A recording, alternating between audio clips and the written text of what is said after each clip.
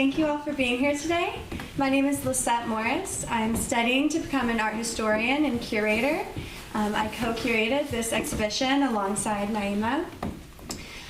For the past year, I have been researching the Acts of Art Gallery and the women of the Where We At Black Women Artists Art Collective. I did this research alongside Poblete under the guidance of Dr. Singerman. Dr. Singerman is a professor of art history at Hunter College, and he's the curator of the Acts of Art in Greenwich Village exhibition, which is on view through March 26th, Tuesdays to Saturdays, 12 to 6 at the Loopsdorf Gallery. And we also have an event for the publication of our catalog called After Acts of Art, 3 Generations of Black-Owned Galleries in NYC, and that's going to be on March 21st from 2 to 5 p.m. at Roosevelt House. I want to thank Naima Wood, who has continued her family's legacy of managing Dorsey's Fine Art Gallery. It was founded by her grandfather, Lawrence P. Dorsey, in 1970. Her curatorial projects and commitment to her community have created a space in which Mr. Dorsey's vision for the gallery has continued to flourish.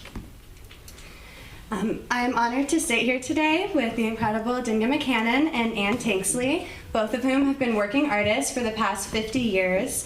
They are both original members of the Where We At Black Women Artists Art Collective, and they both showed at Dorsey's Fine Art Gallery and the Acts of Art Gallery over the years. So I want to start by situating us in the gallery in which we sit. So I'm wondering if you could share with me some of your exhibition experiences in the early years at Dorsey's Fine Art Gallery. How did you come to be here? You want me to start? Doesn't matter. I think, You need the mic. Here, Oh, yeah, yeah. so y'all can talk. yeah, I'm pretty sure we came through Where We At Black Women Artists because although the group was started on the Lower East Side, we eventually became most of our members lived in Brooklyn. Also, the Fulton Art Fair. I'm sure I met some of the people who exhibited here when I exhibited out there in the summertime. And then like in the 70s and 80s, there weren't a lot of black-owned galleries. So Dorsey's was very, very special.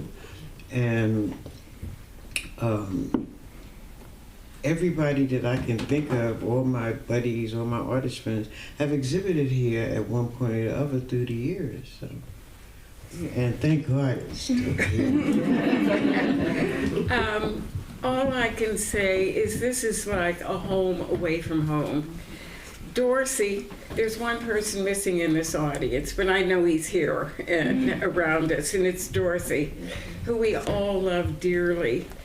And I would come here just to be here, just to be in the presence of Dorsey with his huge hands and his huge heart and giving soul.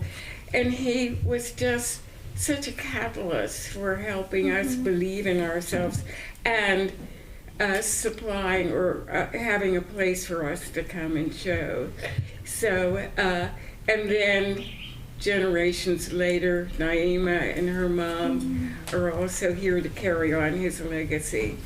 So it was a starting point for me. And I met other artists like James Denmark, who I'm sorry cannot be here, and Lloyd Toon also. And we were just a group of artists who needed each other. And throughout the years, I've met other people like Macintosh and Otto Neal, and they've all been there to help us and, you know, encourage each other. So it's been a melting spot for us.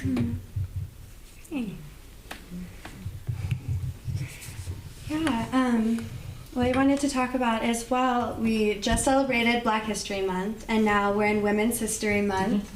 And I wanted to ask you how these intersecting identities have both informed your work and also affected the way that people perceive your work.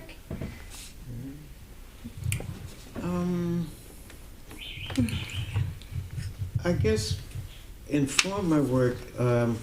We both started, I know I started in the 60s. When did you start? Oh, I don't do dates.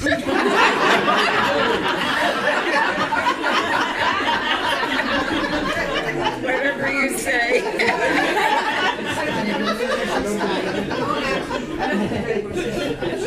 Okay, well, I remember some stuff, and I definitely remember in the 60s, I think right after my 16th birthday, I ran into a group of artists in Harlem, which ultimately became the Way You See Artists Collective, of which I'm still a member. And it was a perfect time for me as a young artist because I didn't know anything about black art, I didn't know anything about art. But meeting those artists set me off on the path that I am today, that I'm still traveling on that path. And it was to make black positive art for black people. Because back then, there were so few images of us in books and paintings. There were images out there, but we didn't have access to them. And so that is the Black history part of my life. The women's history came about because as a woman back then, women weren't welcomed on the art stage in general. You have to remember, like, we were raised, women were supposed to be teachers, nurses, other kind of jobs, which I kind of understand now as an older person. These jobs would provide us with stability, with money. Artists does not, particularly back then, because even like Jacob Lawrence, Charles Austin, all those artists from those days, they weren't studio artists. They were teaching artists. They were masters, but most of them were working for universities. Can't remember anybody who was making a living off of their art. Thank God, 60 years later, that's changed. There's a lot of artists out there making a living strictly off of the sales of their artwork. But anyhow, as a woman, we weren't welcome. That's why I, Faith Ringo, and Kay Brown formed Where We At. And because of that, we were able to focus on how do you function as a woman. A lot of us were single parents. How do you focus as a caregiver for a family and still be an artist? And that narrative and that situation is still presenting interesting perspectives to this day. But back then it was different because the woman was the care of the children. Occasionally men did help out, but the responsibility of the children basically fell on our shoulders, which means you don't have a lot of time after you're dealing with your children. How are you going to be an artist? So in forming collectives, we were able to babysit each other's children, we were able to support each other, and we were able to collectively find places like Dorsey's, like the Acts of Art Gallery, that would allow us to show, because a lot of places, they wouldn't allow women to show. My beginning in art started in kindergarten, but actually I really became involved during the civil rights movement. And the first major painting that I did was We Shall Overcome. And, we used to sing it every day, everywhere, every place, and that was the first. The other painting that I did was called Women's Lib, and that was also very political. I've always been interested in politics, but times have changed. And I'm very careful now. And my husband used to say, "You better watch it, the FBI is going to come in here and get you." But I say what I have to say, but it's not to assault anyone, or it's just something that I feel that is important for me to say about what's happening in the world. And things that are happening today are just incredulous. It's a very frightening place. You pick up the news every day, you read something, you say, "Oh my heavens." So that was, a part of my beginning.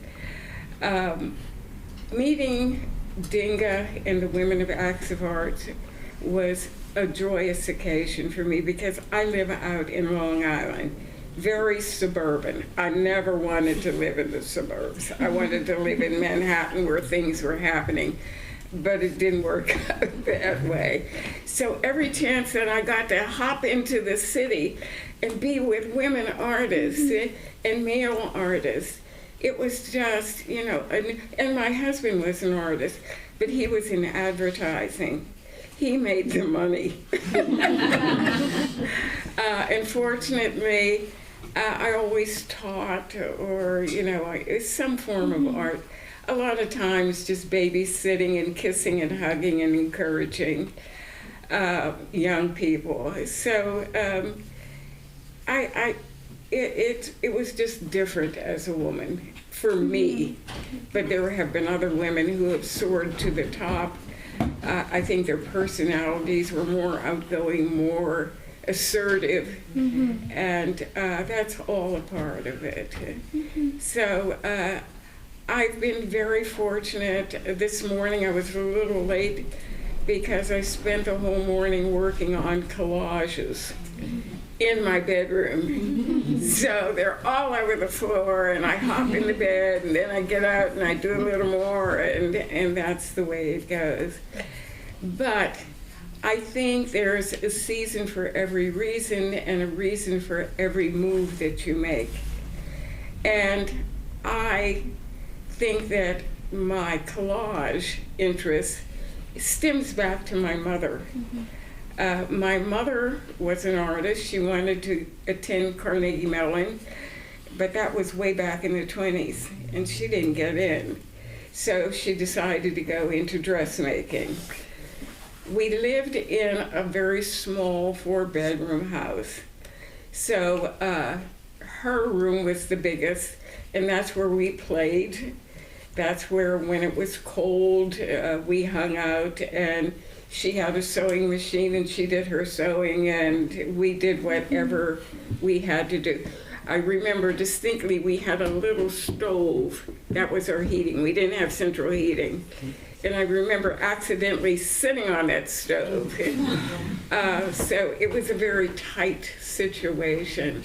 But on the floor there were always fabric. There were pieces, patterns, and spools of thread. And over the years, I've made jewelry with spools of thread. And I think this basically is how I came into the collage. It's pattern and putting pieces together, and that's kind of my background for this show. Thank you for sharing. I am so interested in the way that clothing has played a role in both of your work. I know both of your mothers sewed, and I know Miss McCannon, I've heard you say that she encouraged you to go into sewing when you wanted to be an artist. And then you moved into painting after that, and then, as you put it, the fabric leapt onto your canvas in your later career. Yeah, and of course the Aphrodisian Mod Shop. I'm also curious how you feel that people's perception of your work has shifted over the years, and you have outlined the trajectory of how your identity has played into your work. Have you seen a development of how people view you and your work as the times have changed, the ebbs and flows of politics and art? I think times have changed, but my mission, if I could call it that, is still the same. I'm still making artwork about the Black experience, and particularly from a woman's point of view, because once again, when I started in the 60s, there were paintings basically of women, but it was a little patronizing, and I understood that as a woman we were a 360-degree type of energy, and so I began to focus on women's stories simply because I felt that as a woman I could tell those stories best. Over the years, what has happened is that Black women, we have such a huge body of work that half of it is unknown. I'm still discovering artists from the 1800s, from the 1920s, who did amazing things, and I'm trying to figure out how on earth did they do that back in those days when we think we live in restrictive times now. Things were horrendous back then, but they still managed to create art of different forms, not just visual arts, but the painting, music especially. I think music was one of the doors that opened for us as women, as artists. And to this day, I'm still telling women's stories because I find them fascinating. I'm amazed, and I'm also empowered because I'm seeing women who basically had nothing, who managed to create all of this beautiful artwork in all fields. And so my job should be a little bit easier. And then the world itself has kind of opened up because for years you would go into a museum, you wouldn't see any black work or any work from anybody, not only just black people, but any person of color. It was basically a European thing. Nowadays, thank God, things have changed. I've gone to major art fairs and seen a lot of artwork, not just from African Americans, but from Africans, from Africa, from the Latino countries, from India. So the canvas is widening, and museums, which I think they should, because after all, museums are funded by our tax dollar. And although we don't have a lot of money, we still have to pay taxes. And so why shouldn't what's in there be representational of those who are funding the cause? And I think all cultures should be celebrated. I'm trying to remember the question. I have that problem too. Okay, as I said, I started being very political, and but there are four areas that I go, four themes, four areas that I kind of seem to go to. One is politics, the other is religion, travel, and the last one is me, and all the things that I'm beginning to learn about me, even at 91. So it's been a journey. In terms of religion, I wanted to know more about the black man and his religion, and the religions that have developed out of coming from Africa, coming from the West Indies, and it was very informative. And I found this coming into my work more and more. In addition to that, just traveling gave me a chance to meet other people and see what other people were doing. So that was very important for me. But all along, I have had direction, not knowingly. It has just come spontaneously as a part of the development of my life, getting older. And having children, I got a bachelor's degree in painting and design. And it was one of the most wonderful things that could ever happen to me. And it was a struggle for my family. I don't know how they did it. I swear I don't know how they did it. And it was not easy because every day I would go to school in the morning. My mother was ill. I would always make her breakfast and something for lunch. After school, I had to go immediately to work, and I worked until 9 o'clock at night.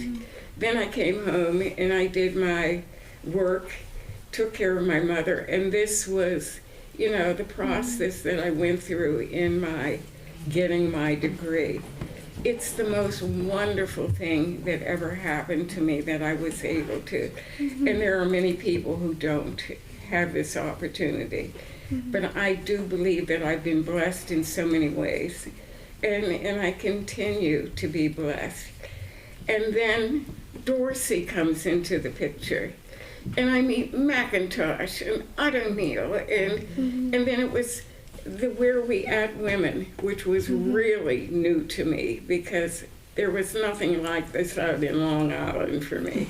So just to be able to come into Manhattan and get to meet all these wonderful, exciting, strong women, and this is one of the strongest ones. Not because I'm still living. She was the organizer of it, and she brought us together and made a family for us. And it was just, as I say, I've been directed and blessed in so many ways. I spoke about religion, I spoke about traveling. When I would travel, I would always take sketch pads, and then I would come home and do about 40 pieces based on where I've traveled. And then the last thing is just me, finding out more about me, because it was a psychoanalytical development. And over the years, I've seen psychoanalysts, and they've helped me also.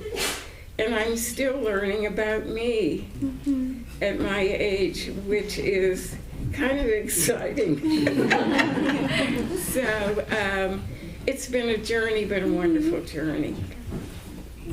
Thank you for sharing. The development of your political work, I want to circle back to that. Your piece, We Must Vote, has been on my mind recently over the past several months. It showed here at Dorsey's last year and at Weeksville Heritage Center. And I'm curious if there's anything in your studio that follows that same vein. If you could expand on how your approach to politics and art has changed in the past few years. Well, I don't know if I should be so bold as to say this, but the country's in a mess. And it's imperative that we get out and vote.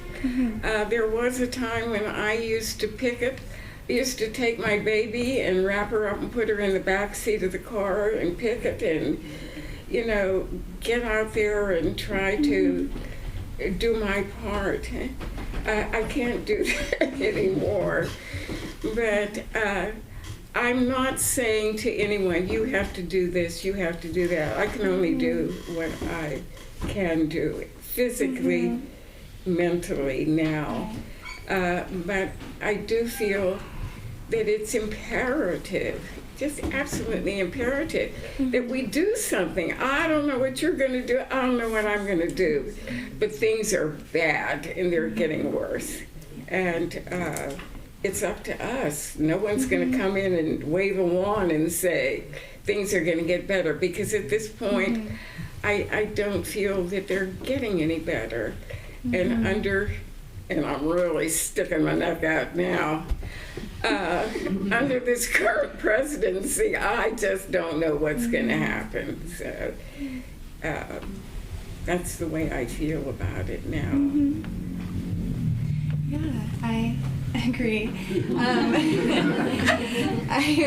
I'm curious if you have any thoughts on it. No worries if not. But what role does art play in this? How can we be informed by art and motivated by art? I mean, We Must Vote is an example, but do you have any more thoughts, both of you?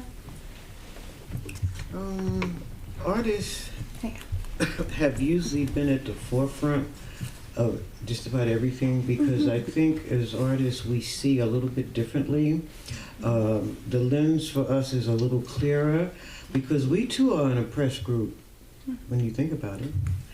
And I also think many artists are storytellers, and we tell the stories of what is around us. We tell the stories of what's happening in this particular part of time. And so I think we have this unique sensitivity.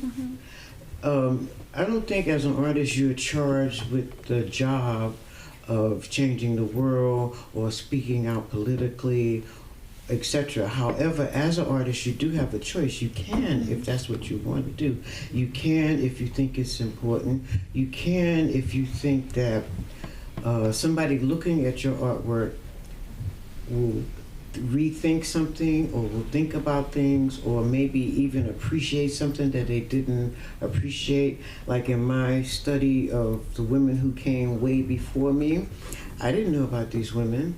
And so I'm thinking, if I, in the process of doing a piece of work, other people are going to find out about these women.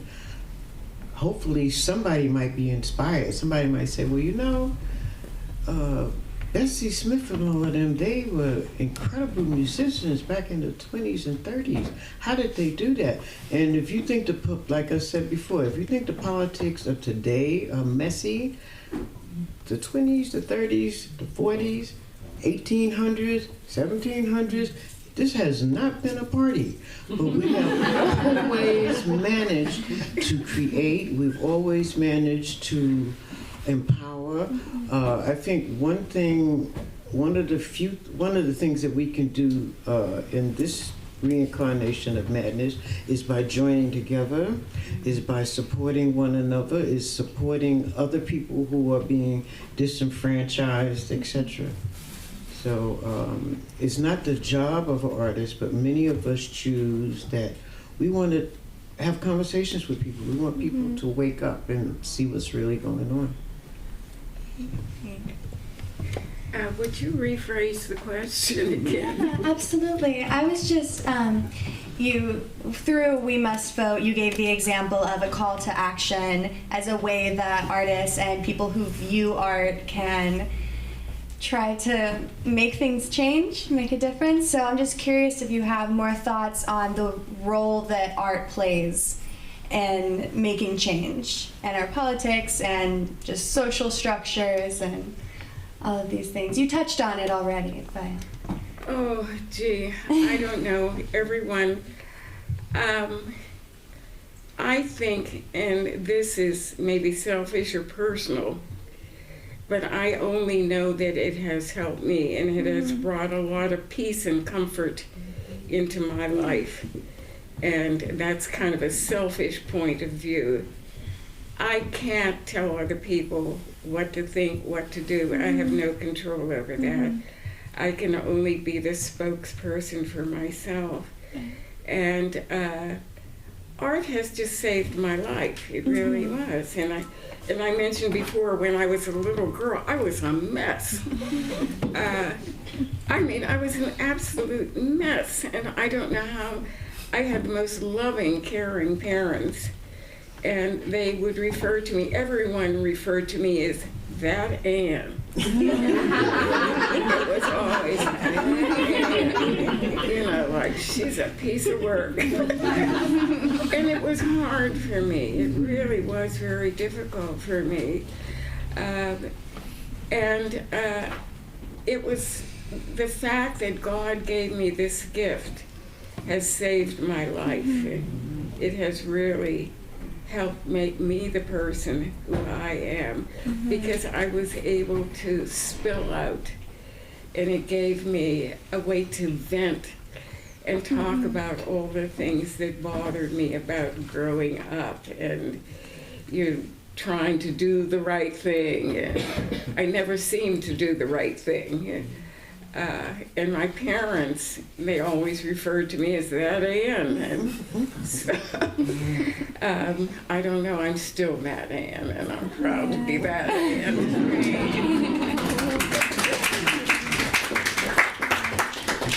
Thank you so much for sharing. I know that these kinds of thoughts mean a lot to us, especially as young people trying to figure out how we're going to navigate the world and the country that we live in. We can pull back a little bit now, and I'm curious just to know what the new things in your studio are. I know that, Ms. Tanksley, you've been working primarily on collage recently, but I'd just like to know what y'all are working on, what you're excited about. Gee, let me see. I'm working on a couple of projects. One, I'm studying and working on a piece of the black women suffragettes from like 1890 something through 1930. Also doing a series on some of the places that I've traveled to. What else? I'm also relaunching my clothing line. For many years, one of the ways that I managed to make a living as an artist without a degree and a profession was that I made clothes. And not only did I make clothes, I made Afrocentric clothes, which was a collection of clothing using African fabrics, using African symbols like the Dindga symbols and signs, and just clothes especially for us as an audience. So I'm relaunching that with my son, who's also an artist. Other than that, I'm having a one-woman show next year in the fall, so I'm working on a series of quilts for that exhibition. Amazing. It is amazing, and I don't know how you find the time to do all of it, but you're young. You're only about 12 years older than me. However, it's interesting because, like you said this morning, you got up and before you did anything, you were into art. It's the same thing with me. This morning I got up and started cutting up pieces of paper for a collage that I'm working on. I think both of us get up early in the morning, and like in the old days, you would get up, you got to take the kids to school, so now we can get up and go right to work.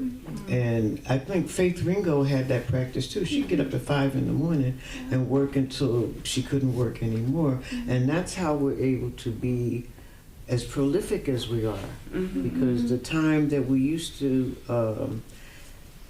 use for family matters and other stuff, we now have more studio time. Right. And we don't have to cook. Only when we want to. Only when we want to. I mean, I've had more sandwiches than you can imagine. My husband's family comes from a long line of chefs and cooks, and they were really into food. And so food was a major part of my life, you know. I had to shop for food, I had to cook for food, it had to be good, or try to make it good. Food is the last thing in the world, you know. I managed to buy it, or people give me stuff, but that's just not where my energy is now. So I'm trying to do the things. I've been in and out of the hospital 4 times since September. And each time I say, God, give me more time. So when I came home this last time, which is about a week ago, that's all I do is art. You know, I have to prioritize. Whatever time I have, it's going to be for me, and it's not going to be cleaning the house and doing these mundane realities that we are all stuck with. I mean, I admire those, and my husband's mother, well, I hate to call her a clean freak. We know about those people. But she was a clean freak.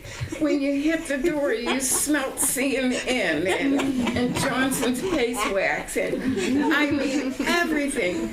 And when she would come to my house, I would see her looking around and things out. But that is not a priority for me. I mean, I do try to, you know, keep things kind of cool, but for the time that I have left, it has to be through my expression. Great.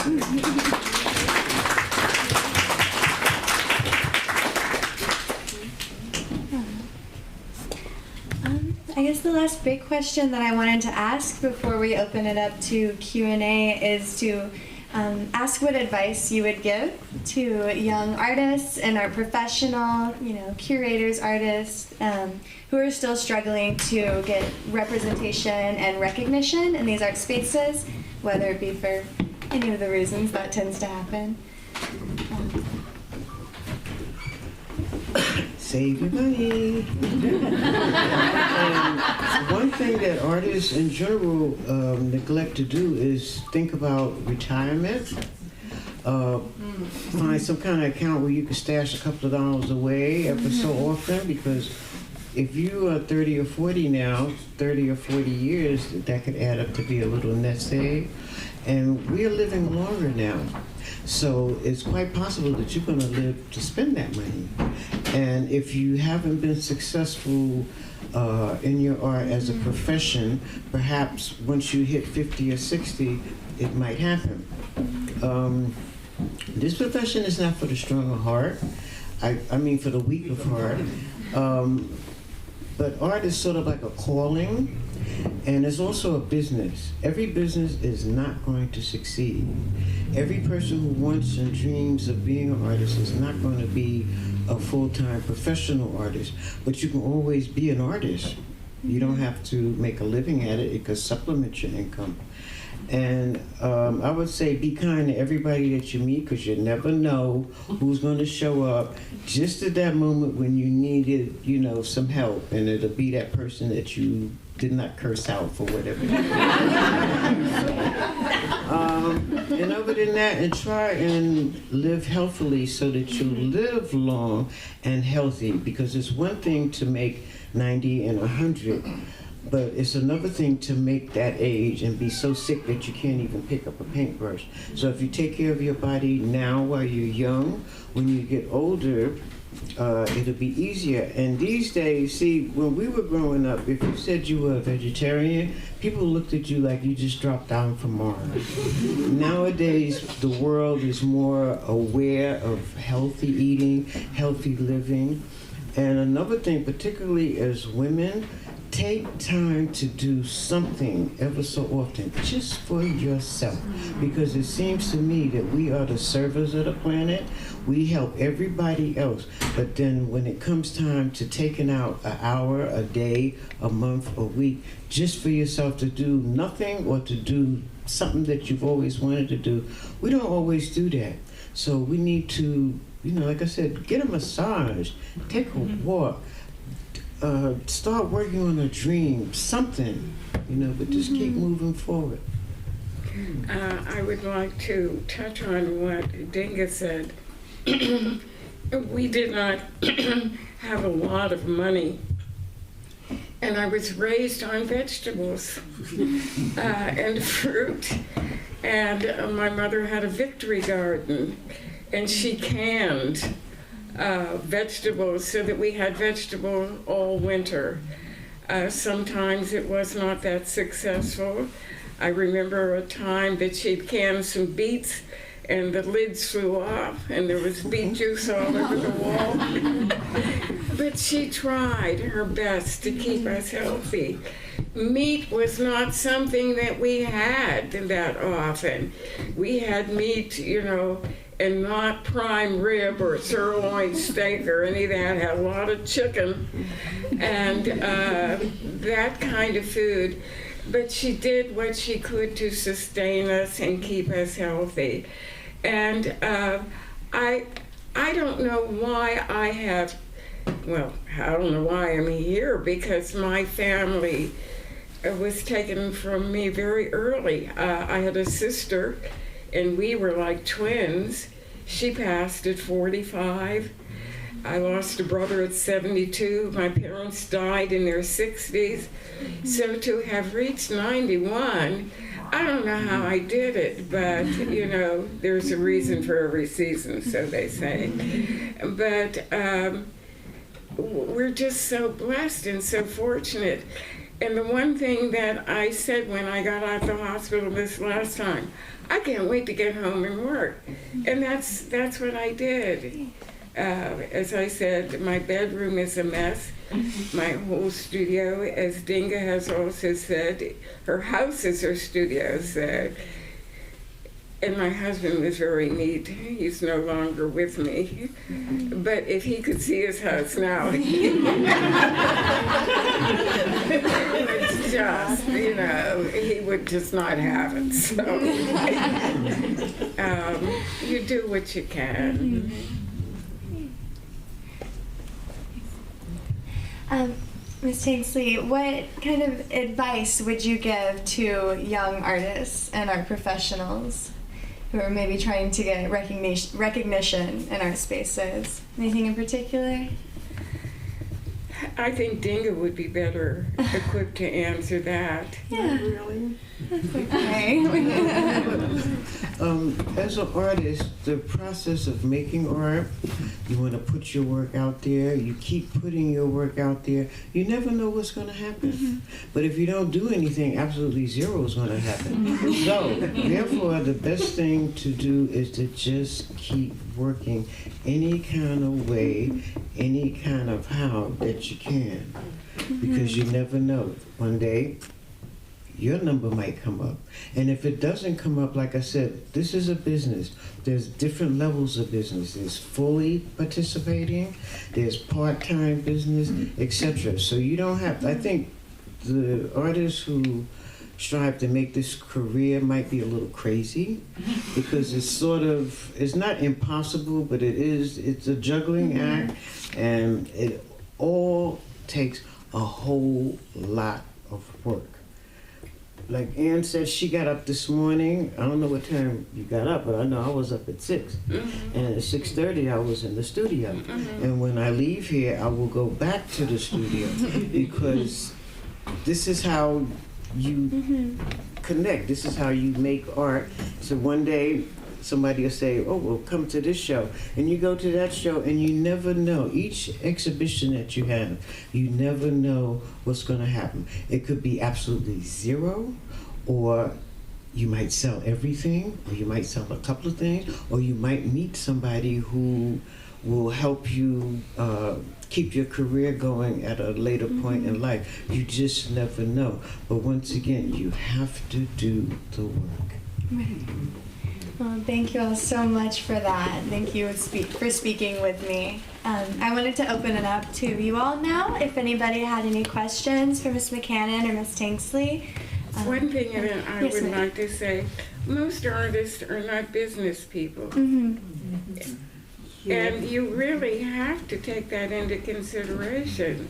It's a business, it's a job. You've got thousands of young people out there who are very creative. Some of them, their work will never be shown because they just don't have that push, or they don't have someone else that's pushing them. But it's a business, just like anything else. That's true. And I remember when I came to Hunter one time in our lecture, I asked if they had courses on how to make it as an artist, and the answer was no. And I said, all the money that y'all are putting up to be here, they're not giving you the tools to help you get some of that money back or succeed. So that's another thing. If you're not getting it in school, you need to find how to get it, because it is a business. And even though we hate to do business, I like to crawl under the bed and put my seat out and forget the world, but nothing's going to happen if I do that. So I am forced to take care of business, and if I can't do it, find somebody that you trust to help you with that end of your life. Right. One other thing, Yes, ma'am. help. You need help all along the way.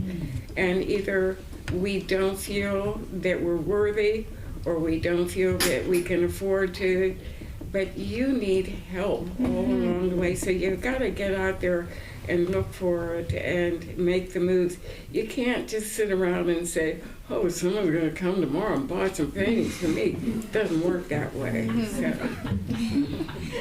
Yeah, we keep circling back to these themes of community and tenacity, which I think are super valuable things for all of us to take away today. Is there anything else you guys wanted to mention before we open up the floor to questions? No. No? All right, great. Does anybody have a question for our artists? So I asked this question out of immense respect for you both. How are you protecting your legacies, your artistic legacies? In case anybody couldn't hear, she asked how they're protecting their artistic legacies. I have a will. That's really important because you'll be surprised, especially in our community, how many black artists die. Their families don't have a clue about the $1 million collection they have. They'll put it out on the corner. They'll do, they'll get taken advantage of. So that's one way. Also, getting your archives. I have the Feminist Institute in New York who has digitized a lot of my papers.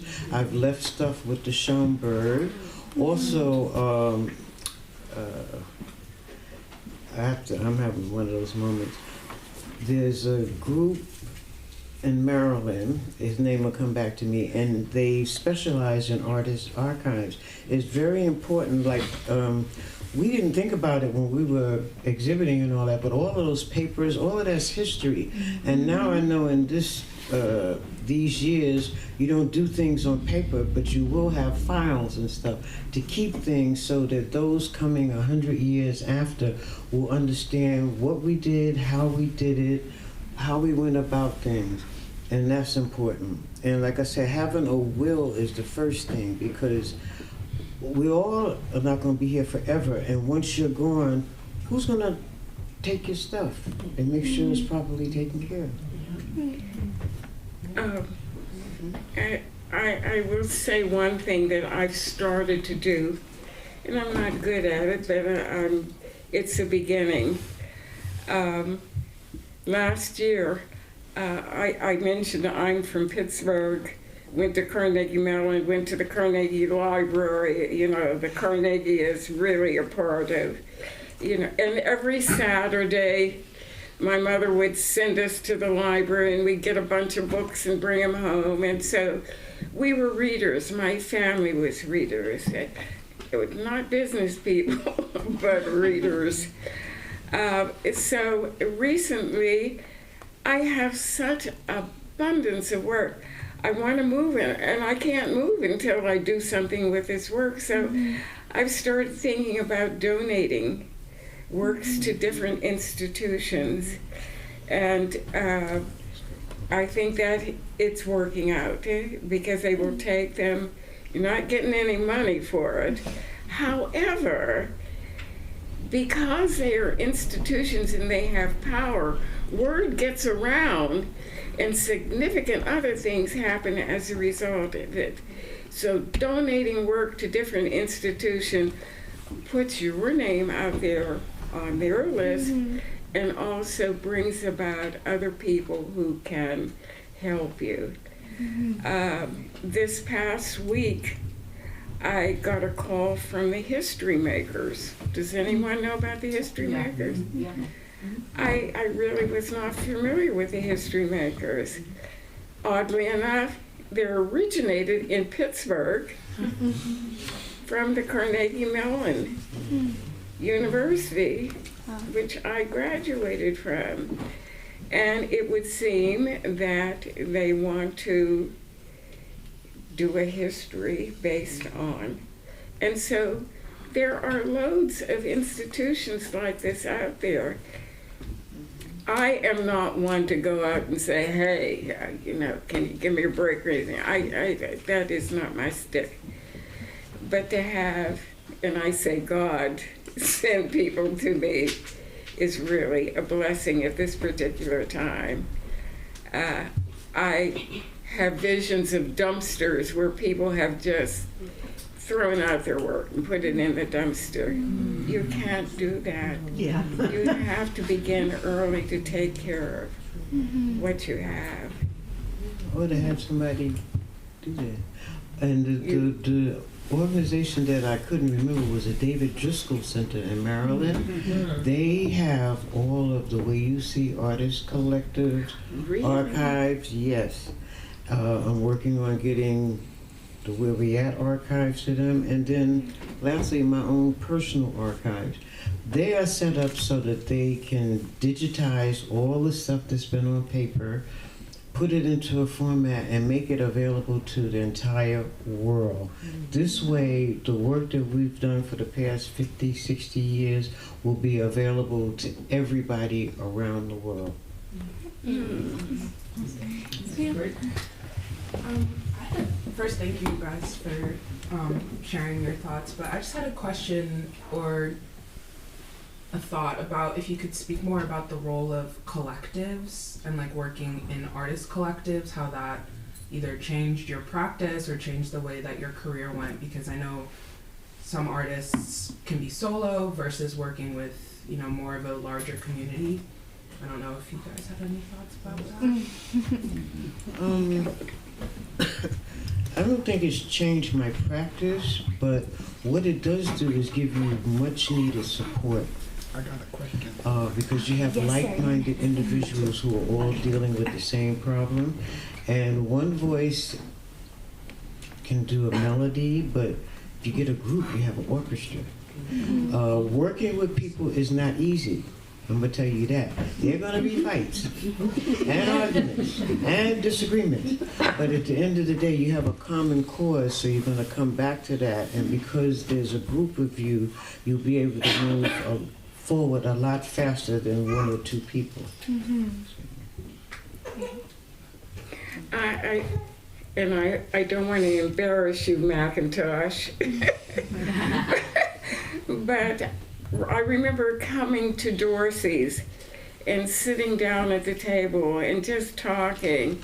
And one day he said, I want you to look at this guy's work. His name's Carl McIntosh. What do you think?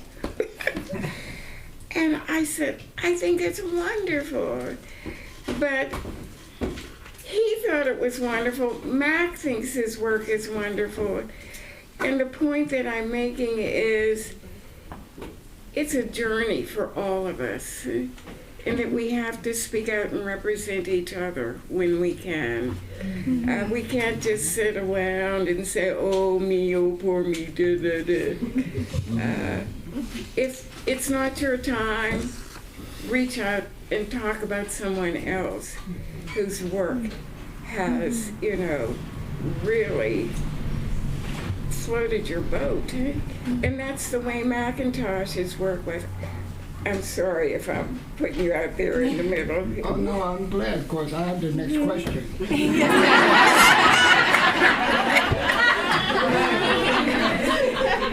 Forward. Let's pull it this way. You got Mr. McIntosh. It'll reach. Okay, my question is, I want to ask Naima and her mother, is it an ancestor thing why this energy is here in the Dorsey Gallery? Because Dorsey is definitely her ancestor that's guiding her and her mother. Because if it wasn't for the artists sharing their energy and creating this work, and if it wasn't for Naima and her mother for keeping the light shining in here, because we're in a safe place at the moment. I'm not going to say what happened when we leave out this door, but right now we all feel good. Right. Well, if you don't, I don't know why. So I just want to ask Naima, is it your ancestors guiding you here? Sure. Thank you for the question, Matt. But yeah, she hit the nail on the head. My grandfather is guiding me throughout this entire process, and he lives within me. And growing up, I had a very close relationship with my grandfather. In fact, he was more of a father figure to me than just a grandfather. So he lives through me today, and as I was going through the process of renovating the space and setting up the gallery, he spoke to me and he guided me throughout the whole process. And so that's why we're here today. Well,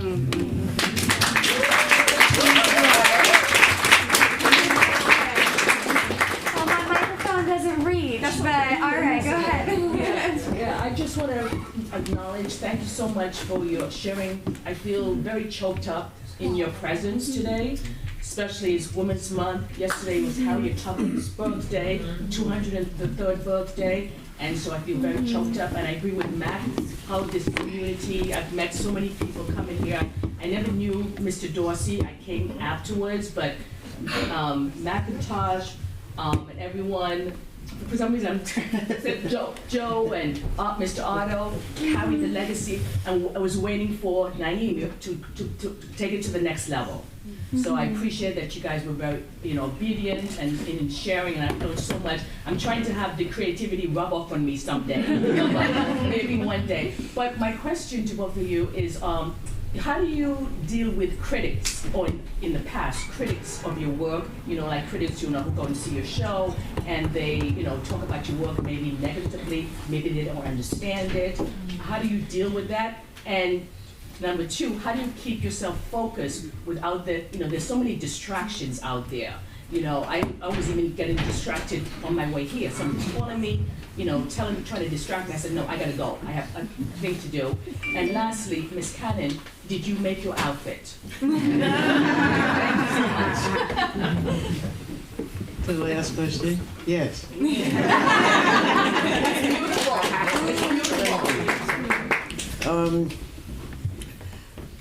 I don't know how other people do it, but I'm not connected to my phone. I try not to look at the phone. I leave the phone in one part of the house while I'm in another part. If you email me, you might get lucky that I happen to look at the phone and I answered it. But other than that, it might be a day or 2 or 3 or 4, because I find every time you look at the phone, I get distracted. There's another issue going on, there's this going on, and in order to actually get something done, I have to shut that out. And that's another thing about being an artist. You spend a lot of time by yourself. So you get to really know yourself. And as Anne says, she's still learning things about herself at 91. The process of learning who you are as a human being never ends. It's ongoing. You don't know what you're capable of until you actually get out there and dare to try it. If you don't try it, you'll never know. And a lot of us are so scared. What if I fail? So what if you fail? You're not the only person that failed. And like you said about critics, I think my only critic is myself. Because it's me who's doing the work. What other people say may or may not be valid. They have the right to their opinion. But I'm doing this work out of what comes out of me, not because I want somebody to say, you're doing really good. That doesn't work that way. I'm doing this because of what comes out of me. If it's messed up, then it's just messed up. If it's wonderful, then it's wonderful.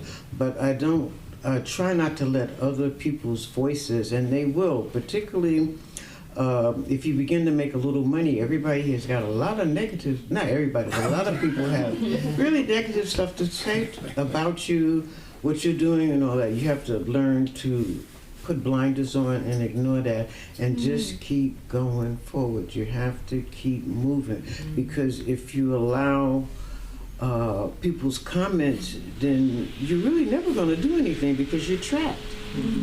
So you have to somehow manage to block people out, even though your friends may be annoyed because they don't hear from you. Thank you.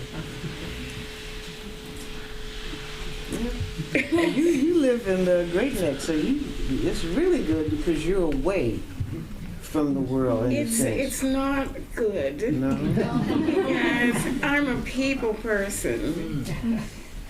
When I come into Brooklyn and come down the Eastern Parkway, it just blows my mind. When I get off the Triborough Bridge and come onto 125th Street, it blows my mind. I want to jump out. I want to take time to look and be a part of. And I feel isolated. And I know that sounds crazy. We moved to Great Neck because of the school district. We had 2 children, and it was imperative. My husband was big on education, and he said, let's move to an area where the schools are good, and we don't have to worry about that. But, there's no excitement, maybe you see 2 people walking up and down the street. I have had several illnesses where I've fallen. If I fall out on the sidewalk, I may be there for a couple of hours before someone comes. I need people.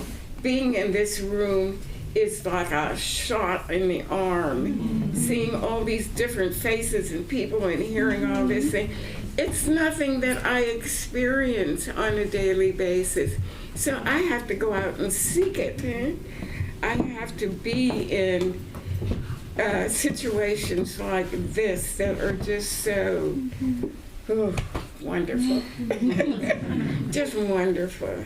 So suburbs has its good things, but you know. Yes, sir, in the back, you have a question? Oh, yeah, I have a question, and thank you for a great talk. I'm interested in learning what materials you ladies work with, and sort of if there's any connection between the materials that you work with and the subject matter that you portray. I just want to say, I have a young nephew who lives in California, and he's so good to me. He's always sending me new materials. And every material speaks to you in a different way. I'm basically an oil painter, and I had a dog. Well, I've had several dogs and cats and this and that and the other. But one little dog used to always stay in the studio with me. But when it got to the point where the turpentine was really kicking in, he had to get out. And, you know, you have to protect yourself because some of these materials will take you out before you want to go.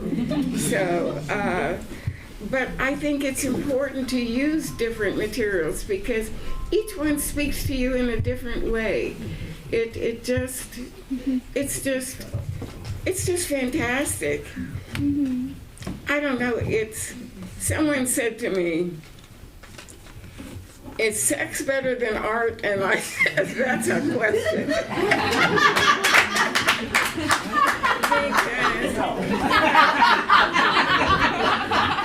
Art is just something that is, I'm just passionate about. Okay.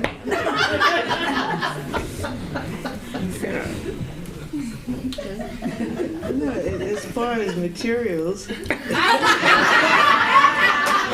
got that right. I have been known to use any different type of media that suits me at the moment. The one thing about being like sort of primarily a textile artist is that as an art quilter, the rule is you use anything that you can sew down with a needle or that you can attach to a surface. As a curious artist, number one, I'm very up on all the latest stuff that's out there. Like Ann was talking about oil paint. I got a commission several years ago where I had to use oil paint. And I hadn't used oil paints in maybe 40 years. But I got to doing some research and I found out that they have an oil paint now that's water soluble, that you don't have to use turpentine to, that dries faster than the traditional oils.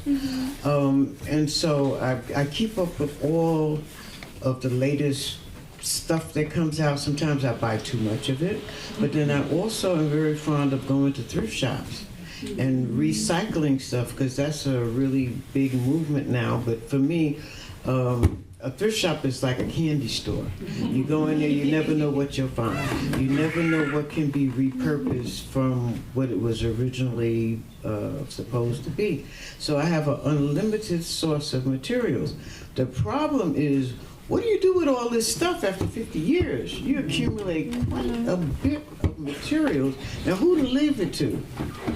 That's my problem right now. Who am I going to leave, not the artwork, but the stuff? I got about 8 or 9 sewing machines, threads, fabrics from all over the world. What do you do with that? So currently, my solution is to donate it to a group of quilters and other artists. But it becomes challenging because you have to be able to store everything so that you can find it. Because you get something today, that thing could sit in my studio could be a year, it might be 10 years. But when the time comes when whatever I'm doing says, that's what you need that thing that you bought or found 10 years ago. Now, where is it? It's perfect. So you have that type of dynamic going on. So, but it's interesting. In today's artists, we have so many tools, so many materials, so much stuff. Even if you don't have any money, you could still be an artist. The only thing I would say is about when you're using recycled materials, make sure you're using stuff that's going to hold up at least 50 years. At least 50 years, 100 is better. Because sometimes you pick up stuff and you don't think about that. Supposing you become famous, you know, when you're like our age, and a museum says, well, what is this made of? And where did you get it from? And you say, or it may be something that hasn't stood the test of time and begins to disintegrate. So all of that is kind of knowledge you need to have. Right. Yes, ma'am. Thank you so much, ladies. It was very insightful to hear you share your insights about your artwork and the work that you do. Ms. McCannon, this is a question for you. How can we stay in tune? I can't hear you. Sorry. I was saying thank you so much for sharing your insights about your artwork and the work that you do. Ms. McCannon, this is a question for you.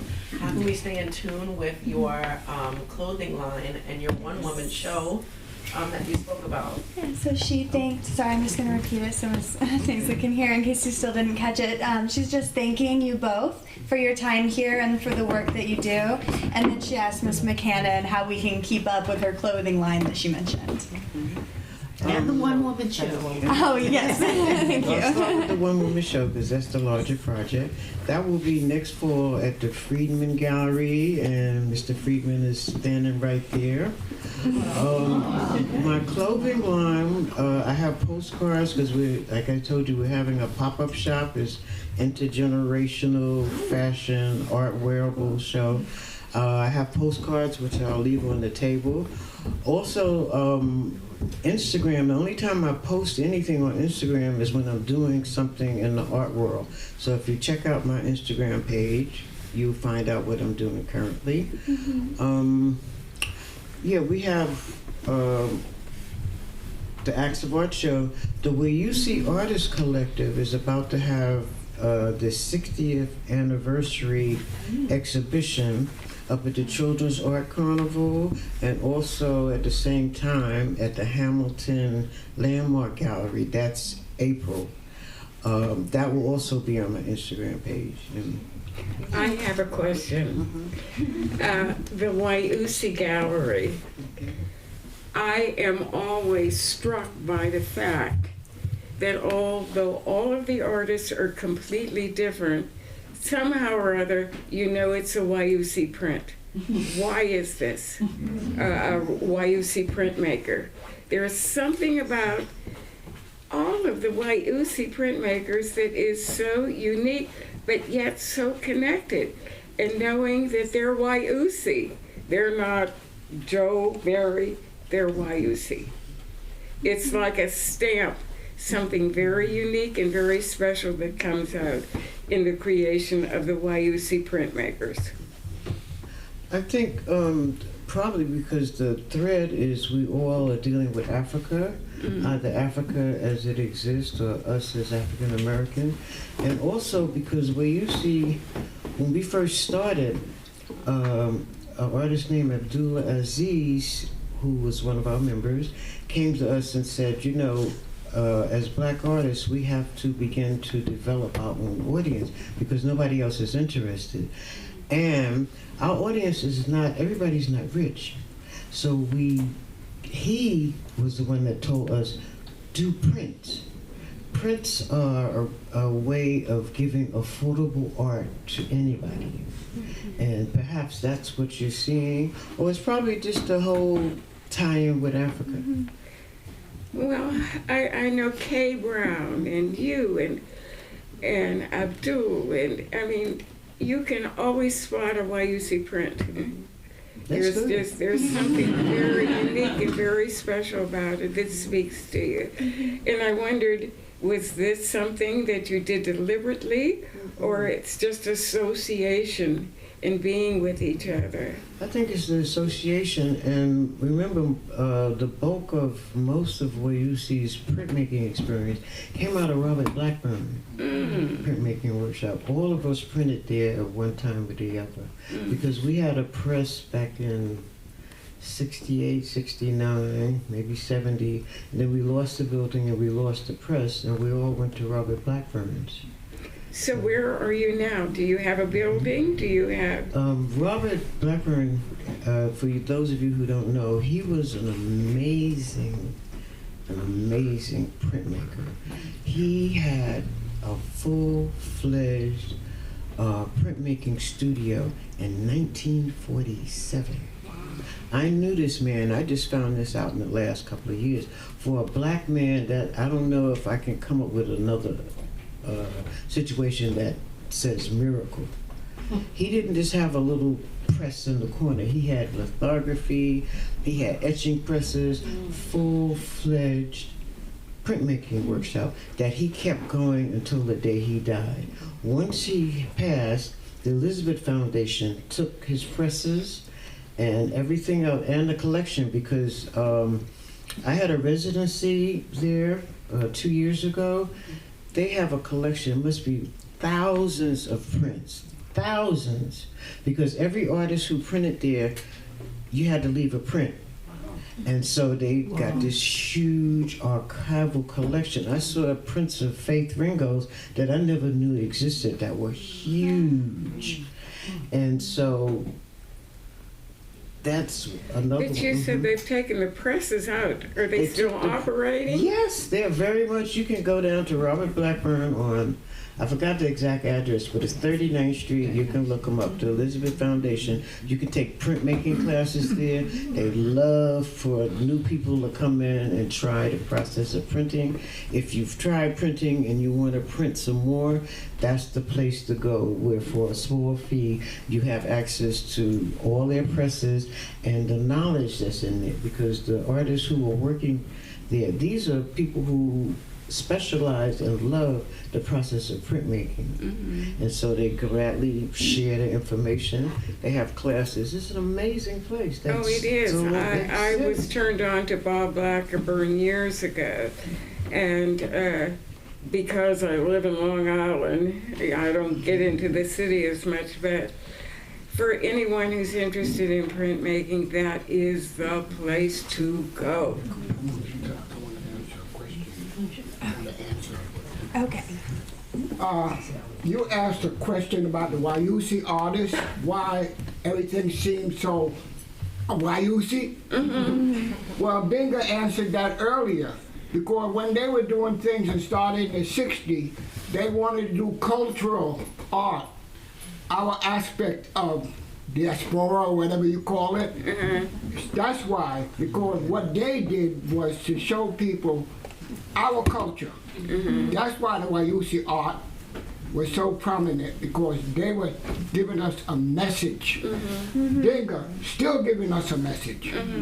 You still giving us a message. It's all about the culture. Are you still taking in new people into the printmaking from? Wonderful. Not me, them. You're right. No, I teach every now and then, but this is a full-time business.